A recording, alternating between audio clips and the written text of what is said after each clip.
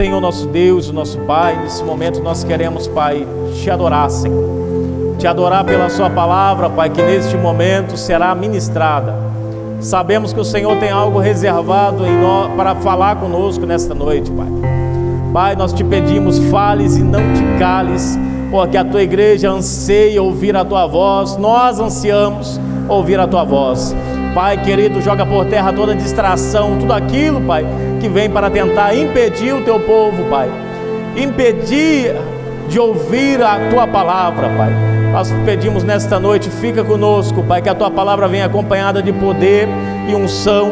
Assim nós te pedimos e já te louvamos, em nome de Jesus. Glória a Deus. Prontos para ouvirem a palavra do Senhor, confortáveis. Glória a Deus, é importante, irmãos.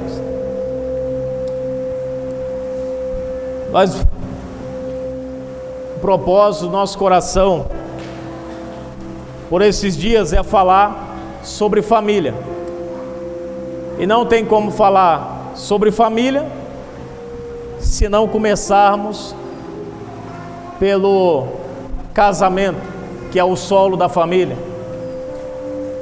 Não tem como existir família se não existir casamento, marido, mulher.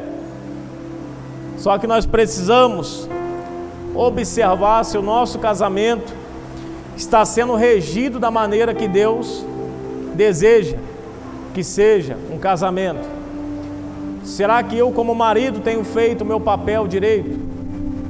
Será que eu, como esposa, tenho feito o meu papel direito? Nós precisamos analisar isso, porque se nós não estivermos fazendo o nosso papel direito, nós vamos acarretar o nosso cônjuge. Alguém vai acabar fazendo mais. Por isso, essa reflexão, que será 3 dias, para nós entendermos isso. Será que estamos fazendo nosso papel corretamente? Porque se não estivermos, a Bíblia ela linka algumas coisas, ela conecta algumas coisas que não tem como a gente separar. O que a Bíblia une não tem como separar, irmãos. Por isso que a palavra, quando diz assim, o que Deus uniu, ele está se referindo a casamento. Mas quando ele fala o que Deus uniu, ele está generalizando. Tudo que Deus une não é só o casamento. Quando nós analisamos a palavra de Deus, nós vemos algumas coisas que foram unidas por Deus que não podem ser separadas de forma alguma. Como por exemplo, luz e trevas. De jeito nenhum nós podemos unir, Deus separou. Casamento, Deus uniu, ele fala, não pode separar. O homem não pode separar. Oração e palavra, está lá na Bíblia, Atos capítulo 6. Tem que andar junto, senão não tem jeito. Então o que Deus uniu, não pode separar o homem. O homem não pode separar. Aí quando fala homem, nós pensamos assim, o juiz, o advogado, não tem nada a ver. Esse homem é você participante, você que é casado, é você que é o responsável, você não pode separar, porque quem uniu foi Deus. Aí você fala, não, mas o meu casamento eu acho que não foi feito por Deus, eu acho que foi precipitação da minha parte. Aí problema é nosso. Se nós não oramos direito, casamos, é uma aliança que nós estamos fazendo, irmãos. E se foi feita certo ou errado, ou precipitadamente, foi feita. E se foi feita, palavra dada é palavra cumprida. Você vai ter que levar até o final. Então se vire para poder adquirir atributos para poder lidar com essa pessoa. Nós vamos ter que aprender isso. Então vamos avançar aqui mais um pouco, irmãos, porque eu não quero fazer disso de forma nenhuma, nem uma pregação e nem uma escola bíblica. Hoje o propósito é mais uma palestra, tá? Eu nunca dei palestra, mas é o propósito de hoje, tá bom? Trazer esse entendimento aos irmãos. Então uma família só se baseia a partir do casamento. Se o casamento começa errado, a família tende a dar errado. Estou deixando a Bíblia ali, não é porque eu vou falar sem ela não, tá? Ela está aqui. Eu vou falar com ela agora, mas a partir daquilo que Deus colocar em meu coração. E eu estou com esse bolso aqui também.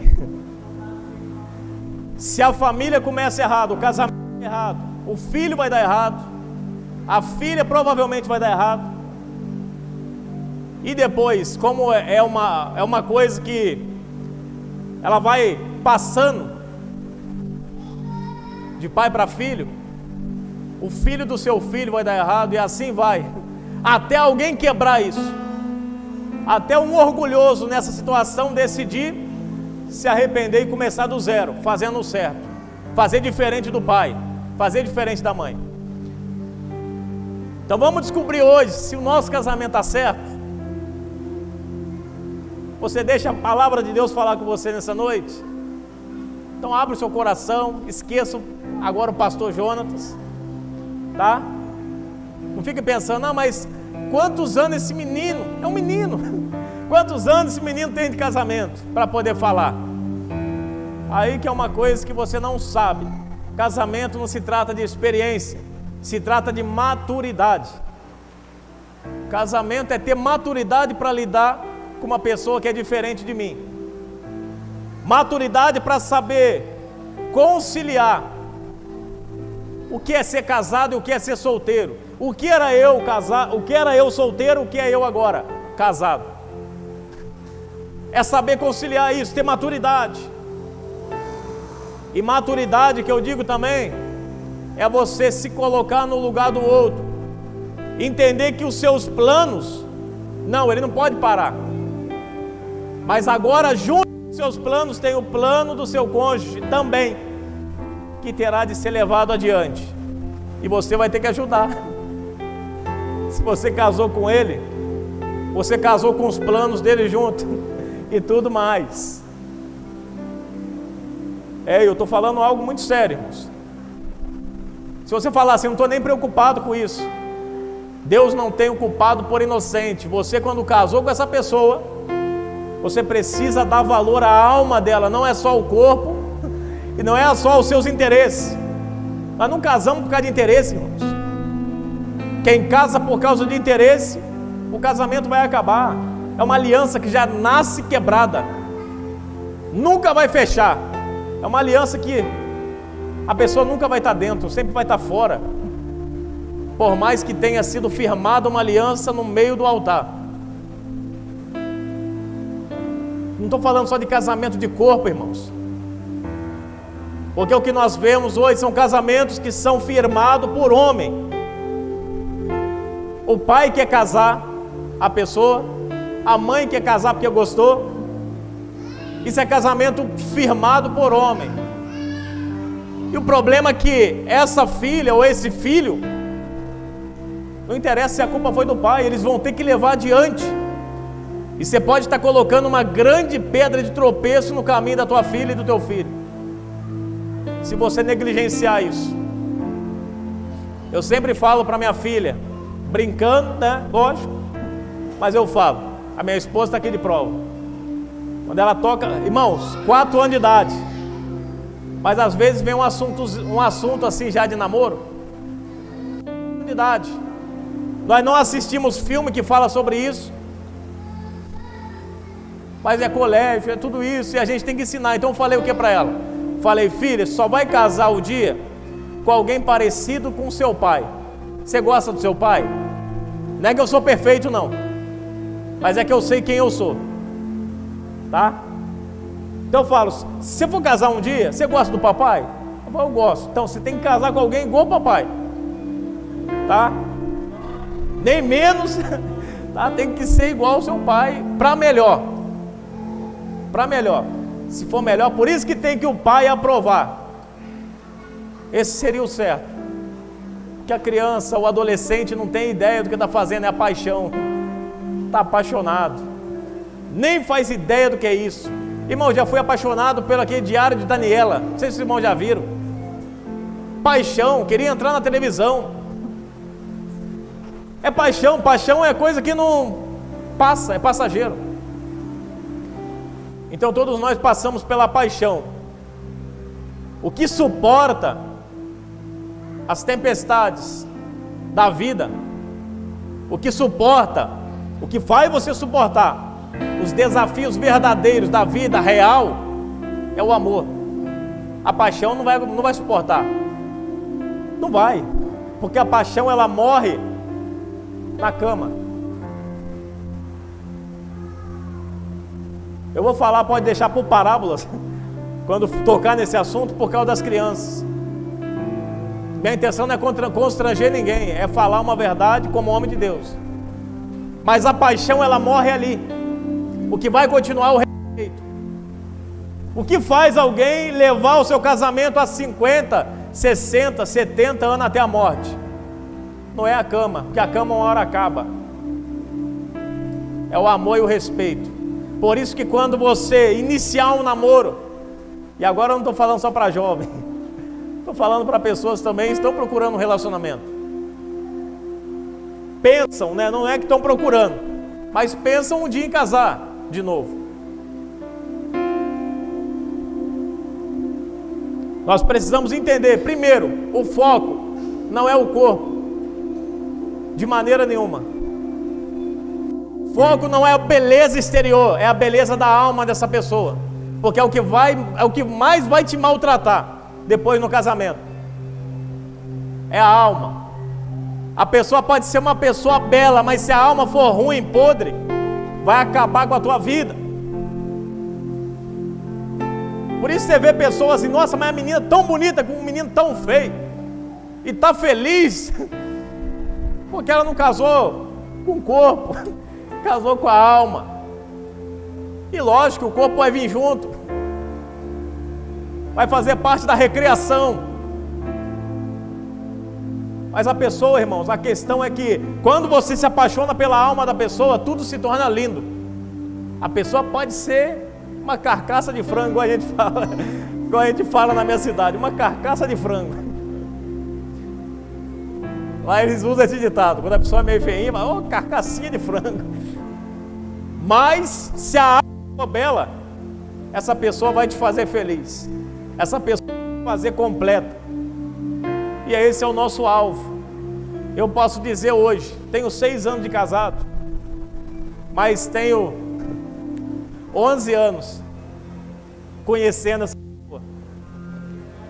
5 anos de casado, 6 anos de casado, mas são 11 anos conhecendo essa pessoa. Espera aí, pastor, você está falando que o senhor ficou 5 anos namorando? Então o senhor foi morar com ela? Não. Foi namoro de... Namorei, tive que aprender que o corpo dela não era o maior interesse. Meu maior interesse precisava ser a alma dela. Quando eu aprendi isso, tornou mais fácil. No começo estava difícil, até 3 anos o negócio estava bravo. Mas quando eu entendi, a maturidade me pegou, e eu decidi se submeter a ela, eu falei, não, eu não posso ficar preocupado só nisso. Se eu estou me preocupando só com isso, que raio de homem eu sou? Porque depois que casar, acabou. Tem muita gente casando por causa da curiosidade. Quero ver como é que é. Depois vê e se cansa. Porque não é essa questão, irmão. Louvado seja Deus. Isso é tratar a pessoa como se ela fosse um objeto, como se a pessoa fosse um lixo qualquer, e não é. É uma pessoa, uma vida, assim como você, que tem alma, que precisa de socorro. É uma palavra, irmãos, de reflexão, tá? Para os irmãos. Podemos iniciar assim, e tem muita coisa para refletir. Mas a questão é que o marido precisa entender que essa coisa preciosa, que hoje talvez você não ache tão linda, um dia você olhou para essa pessoa e falou, a coisa mais linda da minha vida. Ela continua ali, É a mesma pessoa. Só que acontece que a velhice vem, pega. E o marido que olha a mulher e percebe ali as marcas da velhice e acha ela feia e a menospreza, ou vice-versa, ele está sendo, irmãos, o mais hipócrita e sem vergonha que existe. Porque se ele olhar também para o espelho, ele vai ver que ele está um maracujá azedo. Ele também está enrugado, o negócio está tudo caído, está ficando feia a coisa. Não está com essa moral toda, né? Não está com essa bola toda. O marido tem que entender, está caindo junto. É lembrar, irmãos, e dar risada. Vai ter marido que menospreza a esposa hoje. Tem esposa que menospreza o marido hoje, esse barrigudo, esse elefante, né? Essa garça, é sei lá o quê, e assim vai. A gente brinca, mas é com respeito, né, irmãos? Porque é uma verdade, não é? É uma verdade. É cada apelido carinhoso que os maridos põem nas esposas e as esposas no marido, que é terrível. Só que aprenda a ter maturidade para ouvir um elogio desse e entender como elogio, tá? E marido, né? Agora eu falo só para você, não fala essas coisas para ela não, que ela é elefante, se ela for magra demais que ela é uma garça. Não fala isso não, irmãos, tá? Estou falando só para os maridos agora, as mulheres não estão nem ouvindo, é só para os maridos. Não faz isso não, porque a mulher ela liga essa coisa e não esquece nunca mais, tá? Ela vai se sentir menosprezada, vai se sentir que ela não vale mais nada para você, vai se sentir sem valor, usada. Então trate ela da mesma forma que você começou tratando no começo. Se você falava assim: ô minha princesa, dona do sorriso mais lindo do mundo, continue falando hoje. A boca caiu um pouco, mas o sorriso continua o mesmo. Continua o mesmo. Tá, irmãos? Se o dente está ali ou não, não importa, mas o sorriso continua o mesmo. Glória a Deus. Eu não posso deixar, irmãos, passar. Tá? Eu não posso deixar isso passar. Que a gente vai ter que brincar para falar de um assunto como esse. Não tem como falar sem brincar. Tá? Mas é a realidade. O importante é que no céu essas coisas, dente, não vai precisar nada disso, né, irmão? Graças a Deus. Vai ter que se preocupar com essas coisas, né? No céu a alma não precisa de alimento, né? Não precisa de mais nada, né? Então, é só aqui que nós temos que se preocupar com isso. Então, o casamento nós sabemos. Primeiro, é importante falar isso. Ainda mais que eu estou falando aqui para jovens também. Também está sendo gravado. Casamento bíblico, aceito por Deus. Tem que ter isso em mente. Qual que é? Um dia seu filho vai perguntar e você vai ter a resposta na ponta da língua para dar. Talvez você já saiba, mas no tempo que nós vivemos é necessário repetir. Casamento bíblico, ele é monogâmico. Ou seja, monogamia é a união de uma pessoa com outra. É um. Não existe poligamia, bigamia. Isso não é bíblico. Isso é antibíblico. Isso é prostituição. Entrou mais um, acabou. É prostituição. Deus rejeita. Deus reprova. Então é monogâmico. Ou seja, para cada Adão, Deus tem uma Eva. Vice-versa. Segundo, ele é heterossexual. Um homem e uma mulher. Tá? Homem biologicamente falando, nascido homem. E mulher biologicamente falando, anatomicamente falando, nascida mulher. Esses dois se juntam e nasceram para dar certo. Vai casar e vai sair ali uma família, vai gerar uma família. Isso é casamento bíblico. Um Adão e uma Eva. Não é um Adão e um Ivo. Adão e Eva. Amém? E terceiro e mais importante agora, para o momento que nós estamos vivendo, ele é indissolúvel. O que é indissolúvel, irmãos?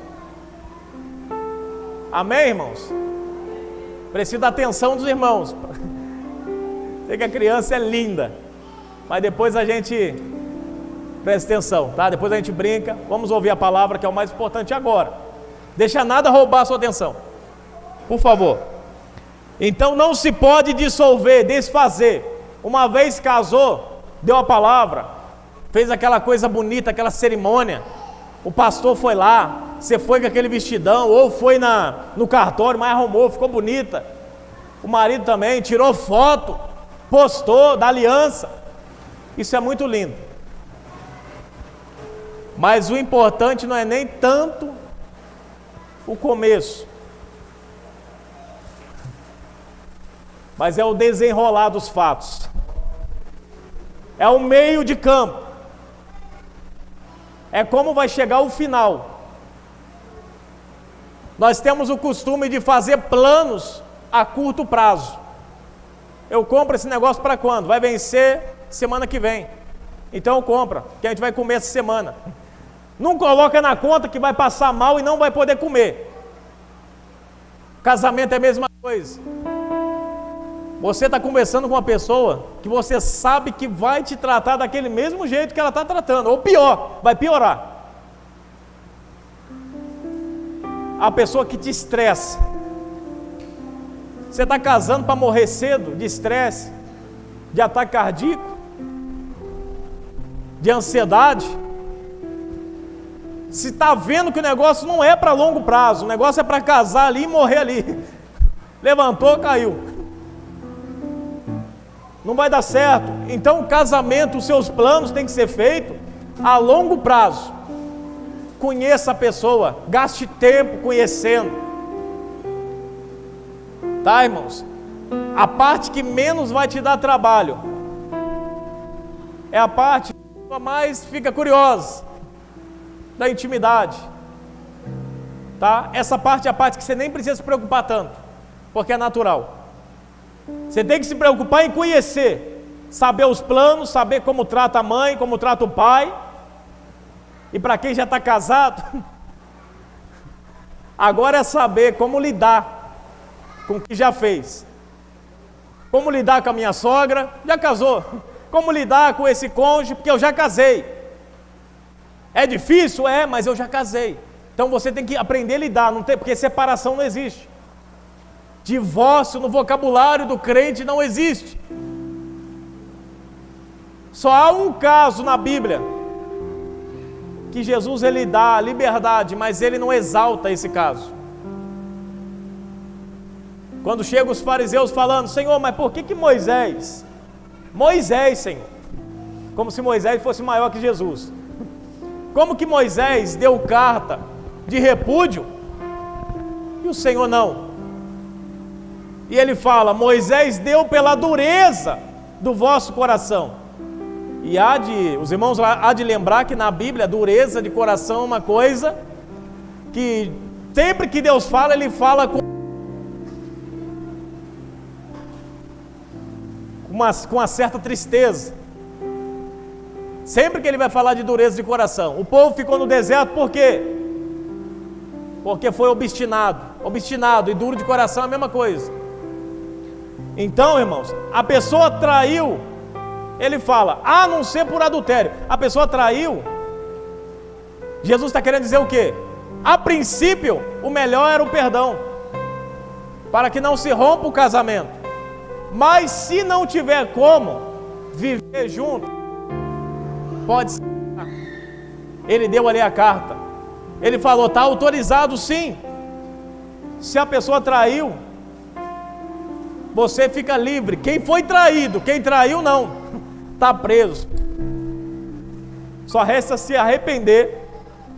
Olha, o único jeito para quem trai, é o único jeito, ou volta para a esposa, se ela quiser, ou para o marido, se quiser, ou a pessoa que traiu, ela fica solteira, abandona a amante e fica solteiro pro resto da vida.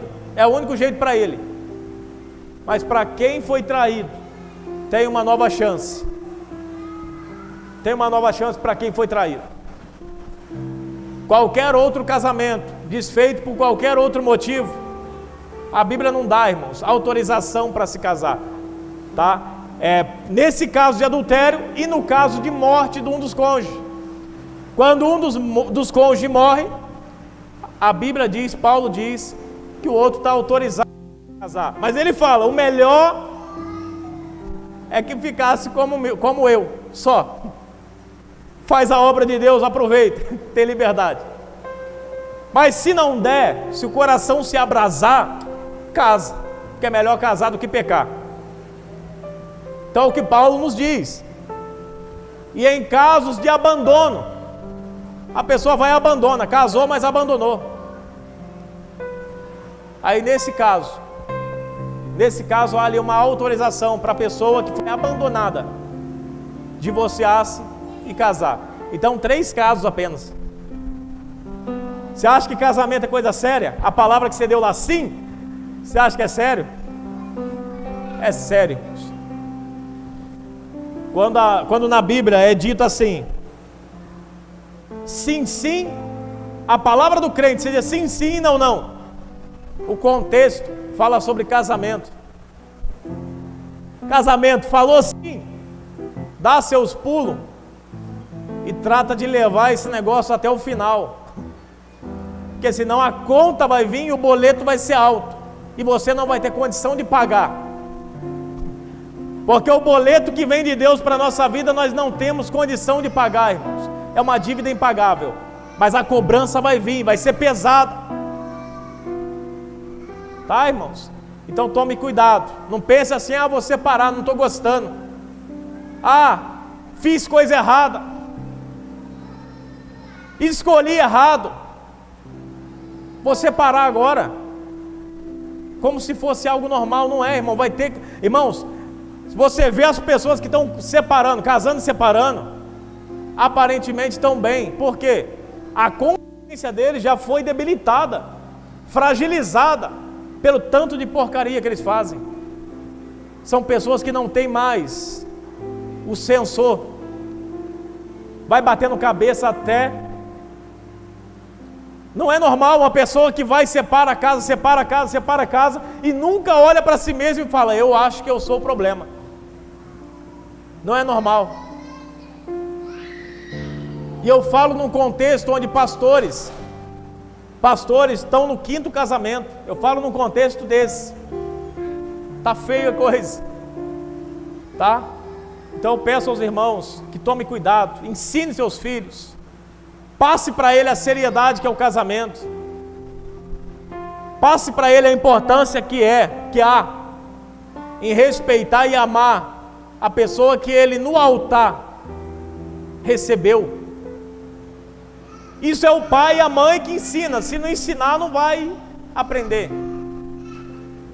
Depois vai virar um espancador dentro de casa. Depois vai virar um beberrão dentro de casa. Depois vai virar um caloteiro. E assim vai. Aí vem aquela pessoa, é só dívida. Vai casar com a mulher, levar para casa para comer um omelete pro resto da vida. Não que seja ruim, o negócio é bom, zoiudo é bom, eu gosto. Até hoje eu como, mas porque eu quero. Tá? Porque é bom. Ovo frito, cozido, é bom. A minha esposa até brincou há pouco tempo atrás. A gente foi no mercado e a gente comprou um monte de coisa.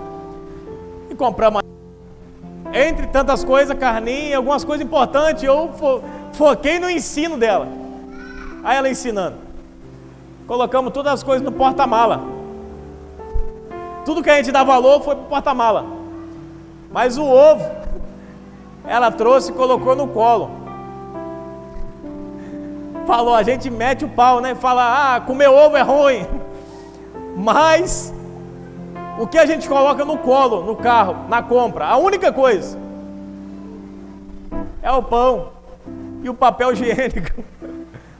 São as coisas que a gente coloca na frente. Papel higiênico não pode amassar, então vai para frente.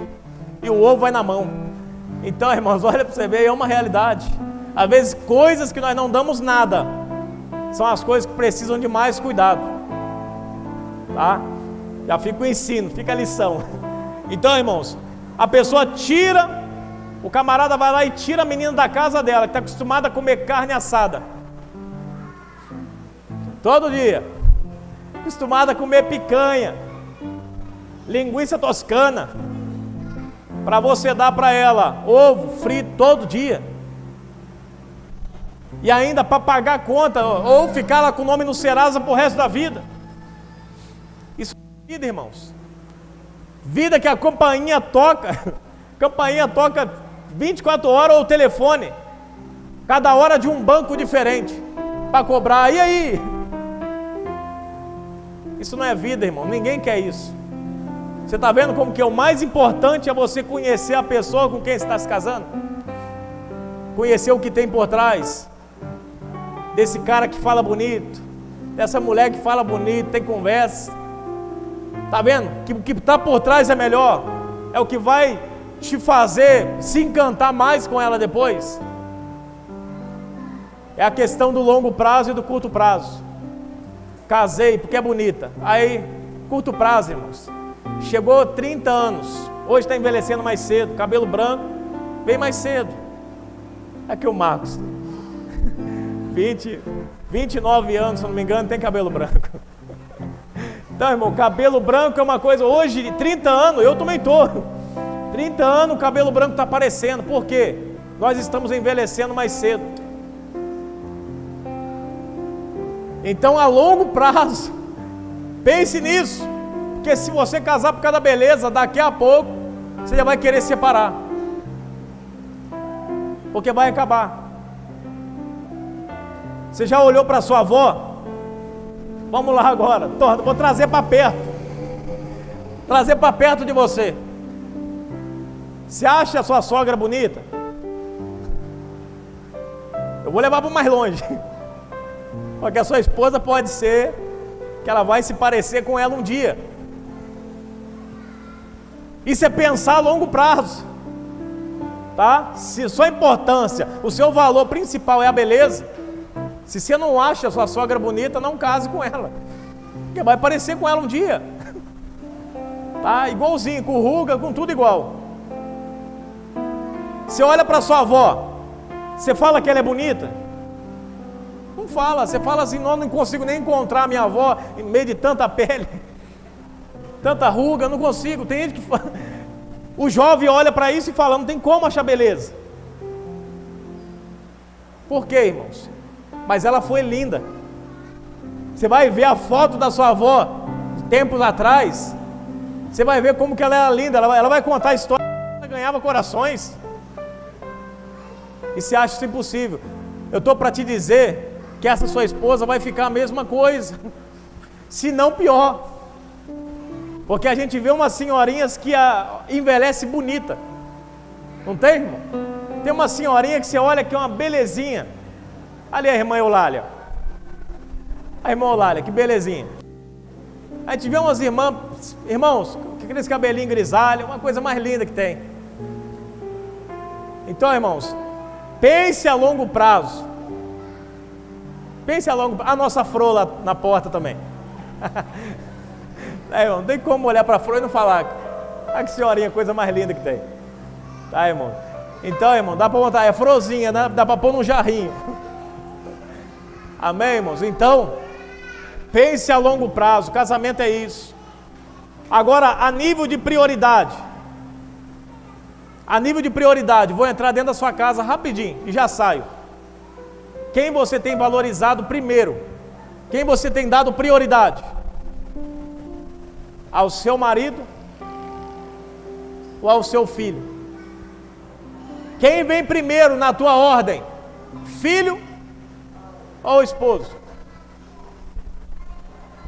Porque se você está colocando acima da sua esposa ou do seu esposo o filho, você está equivocadamente errado. Não existe essa palavra, eu inventei. Você está redondamente errado. Isso é antibíblico. Porque o filho vai crescer, vai casar, vai ficar junto da esposa dele, não o seu. E você tem que continuar com essa mulher que é um corpo com você. Serão ambos uma só carne, você é um corpo só com a sua esposa. Seu filho não, a Bíblia não fala que o seu filho com você é um corpo, é você e sua esposa. Porque o filho vai embora e depois vai deixar o lar dividido, isso é de Deus, não é? Tem casal que até hoje, filho já está grande, mas está dormindo no meio ainda. Irmão, dá uma bica nesse menino e manda ele para o quarto dele, atrapalhar a noite de outra pessoa, dormindo atravessado no meio, né? Não. Tá, irmãos? Por quê? Porque o pai vai dando legalidade. Quarto de pai e mãe é para talvez uma reunião, mas não é para deitar, dormir e ficar ali. Não, irmãos. Quarto de pai e mãe é um negócio que... Quem já ouviu falar disso? Que um quarto, ele é um altar. E ele é. Se o teu quarto não anda bem, cuidado, que até suas orações podem ser comprometidas. Porque a Bíblia chama daquilo que nós chamamos de intimidade, falando em parábolas, irmão sabe. O que a Bíblia chama de intimidade, a Bíblia vai deixar bem claro para nós que é um dever de ambos cumprir. Aonde está isso, pastor? Na revista de Gibi, né, que fala, né? Nem leio isso, irmão. Está escrito em 1 Coríntios capítulo 7. O marido paga à mulher a sua devida benevolência, e a esposa da mesma sorte. A devida benevolência, o que é isso? Ele vai explicar, no desenrolar dos fatos, ele vai falar que a mulher não tem poder sobre o seu próprio corpo, mas o marido tem poder sobre o corpo dela. Estou falando de um marido obrigar a esposa, é minha. Não tem isso, é estrupo, tá? Não tem essa de obrigar, não. É conversar e pelo amor que você tem por ela e a dedicação que ela tem a você, tá? Ela pode ali favorecer o marido. E da mesma forma, a esposa, tá, irmãos? Isso é vice-versa. É o que a Bíblia vai dizer. O corpo do marido é seu? É do marido? Não. É da esposa. Ela que manda. É o jeito de Paulo dizer que nós somos uma só carne. Assim como Jesus falou em Mateus 19, e assim como Moisés fala, narra em Gênesis capítulo 2. Ele fala o quê? E agora deixará o pai e a mãe e unir-se-á a sua esposa, e serão ambos uma só carne. Não é numa só carne, é uma só carne, tá? Não é ambos numa só carne. Uma coisa diferente da outra, porque isso acaba acarretando. Hoje a gente tem casamentos que são dois, ambos numa só carne. Tá os dois maridos tá o marido e a esposa em uma pessoa só. O marido faz tudo, a esposa não faz nem o que ela tem que fazer. O marido faz os dois. E o outro lado também, a esposa faz os dois. Isso é o quê? Ambos numa só carne. Não, irmão, não existe. É ambos uma só carne. Isso é união de propósito. Os dois agora pensam igual. Os dois agora olham na mesma direção, têm o mesmo alvo. Isso é importante demais. Então, para finalizar, é importante, quando toca nesse assunto, falar sobre o texto que nós lemos, Efésios capítulo 5. Ele começa falando assim, que a esposa seja em tudo submissa a seus maridos. E o que significa isso? Deixa eu beber meu garrafão de água. Deu sede hoje. Tá vendo? Falar de casamento deixa nervoso. Um dia vai ser você que vai falar aqui em cima. Tá? Você vai trazer uma garrafa maior ainda, 2 litros.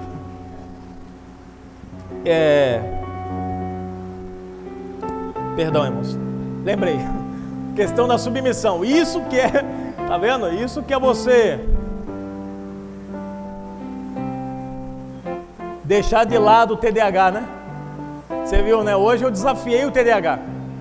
Eu tenho, mas hoje eu desafiei ele. Fui para outro assunto, brinquei e voltei no assunto. Ó, e não esqueci, tá aqui ainda. Hoje Deus está dando graça. Então submissão é o que, irmãos? Submissão ali não é a esposa estar debaixo do marido. Por mais que o marido é uma cobertura que está sobre a mulher, o marido tem que ser essa cobertura. Por isso que o marido era o sacerdote que oferecia sacrifício na era patriarcal. Na era patriarcal não tinha sacerdote, era o marido que oferecia, ele que cuidava. Deus perdoa a minha família. O que Jó estava fazendo? Oferecendo sacrifício para que Deus perdoasse ele e para que porventura, se os seus filhos pecassem, Deus perdoasse. Sacerdote. Então a mulher tem que estar debaixo dessa cobertura espiritual que é o marido. E o marido tem que ser um homem de Deus comprometido, maduro, para saber a sua posição. De orar por essa mulher, de colocar a mão na cabeça, de aconselhar, de ajudar, de levantar ela. Você tem que ser forte, marido. Você não pode ser, como se diz, como que eu vou filtrar o que eu estou tentando falar aqui? Eu estou tentando filtrar algumas coisas, irmão, para não ser grosseiro. Mas como se diz por aí, você não pode ser calça curta, sem querer ofender, mas você não pode ser calça curta, nem calça frouxa. Dentro de casa você tem que arregaçar as mangas e você tem que decidir, você que tem que ajudar.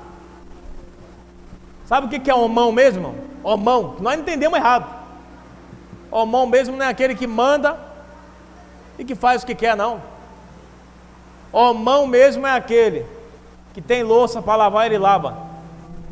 Homão mesmo é aquele que percebe que a mulher está precisando de conversar e não de outra coisa. E ele vai dar ouvido e ajudar ela, conversando. Quando a gente casa, acaba que a gente tem tempo e intelecto para aconselhar qualquer pessoa. Mas o nosso cônjuge, muitas das vezes, a gente não pensa muito para aconselhar. O mesmo valor mais, é mais, tá, irmãos? Mais. Maior valor do que aconselhar quem é de fora é aconselhar a sua esposa e o seu marido. Porque senão, Paulo estava errado em deixar ele registrado em 1 Timóteo 5,8. Se alguém não tem cuidado dos seus, e principalmente os da sua casa, negou a fé, e é pior do que o infiel, tem salvação para um indivíduo desse? Se ele negou a fé, negar a fé é apostasia. O apóstata não vai entrar no reino de Deus. Ele negou a fé porque ele não cuida do lado dele, e é pior do que o infiel. Não, mas eu levei 3 almas para a igreja. Mas se teu filho está perecendo dentro de casa e você não tem tempo para ele, Deus vai olhar para você e falar: você é infiel, você negou a fé.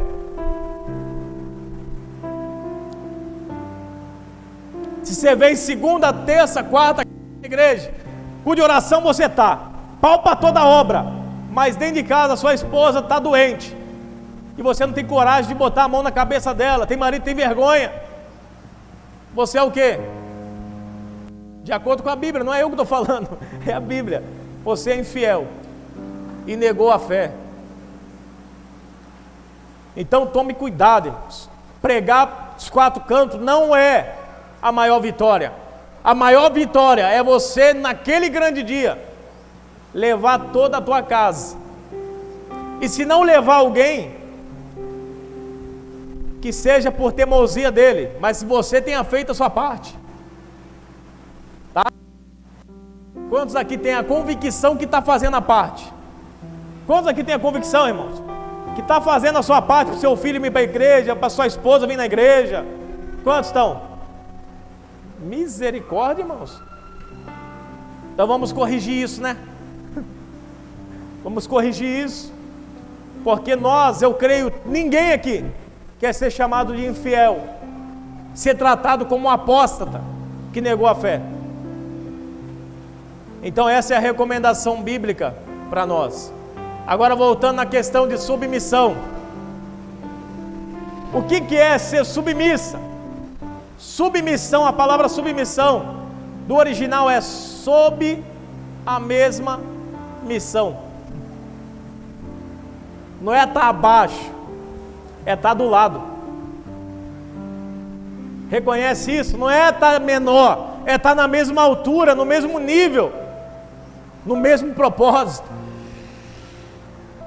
Eva foi o quê? Você quer ver como que isso é uma verdade? A Bíblia vai dizer, em o quê? Uma auxiliadora, uma adjuntora. Você já viu a adjuntora ficar embaixo? A adjuntora, a ideia ali é alguém que está do lado, segurando firme, ajudando, auxiliando. Ele pensa em parar, ela fala, não para não, você continua, você é importante. Nos momentos de insensatez do homem, ele quer parar, ele quer desistir da chamada. A mulher fala, não desiste não, você está só cansado, senta aqui, toma um café, dorme um pouco, amanhã você vai estar forte de novo. E vice-versa, irmãos. É a mulher estar sobre a mesma missão do marido. Só vai chegar no céu naquele grande dia. Famílias que estão debaixo de um casal assim, de um pai e uma mãe, onde cada um sabe o seu papel. O marido sabe que tem que amar a esposa, tem que tomar cuidado dela. A esposa sabe que tem que ajudar na missão, senão vai sucumbir uma hora, vai afundar. Cada um no seu papel. Esse é só o primeiro dia sobre casamento, tá, irmãos? E eu não vou falar até meia-noite, não. Tem muita coisa, eu fiquei só na reflexão, eu nem no assunto. Tá? Mas como é é o nosso primeiro dia sobre esse tema importante, família e herança do Senhor, eu vou encerrar por aqui. Mas eu quero pedir aos irmãos, fazer aqui um conclame aos irmãos, para checar como está o casamento, o nível de intimidade do casal, como está o nível de amizade. Você tem assunto para conversar com esse marido, com essa esposa, ou é só quando tem gente perto? É um dever de casa para você chegar em casa, conversar com ele, conversar com ela, lembrar daquele jovem que você conheceu lá atrás. Ele continua aí, só está meio acabadinho, mas é ele. Lembrar daquela jovem que você conheceu lá atrás. Está diferente, mais mal-humorada, né? Mas que você venha ajudá-la. Identifique, é a mesma pessoa e você precisa ajudá-la. Amém, irmãos? Se depender de você, sua esposa é salva. Se depender de você, seu esposo é salvo. Então leve esse dever para casa, tá? Você vai agora, em nome de Jesus, ter essa missão de proclamar o evangelho dentro da tua casa, para o seu marido, para a sua esposa, e salvar eles, em nome de Jesus. Amém, irmãos? Vamos orar nesse momento. Perdão. Rapaz, mas aquele relógio lá passou aqui, eu nem vi. Mas que Deus venha abençoar os irmãos e ter misericórdia de nós, né? E aos que vão casar, que estão planejando casar, que tem esse objetivo, que Deus te dê graça e te faça absorver o máximo daquilo que será passado aqui, para que você venha ter um casamento abençoado e frutífero lá na frente.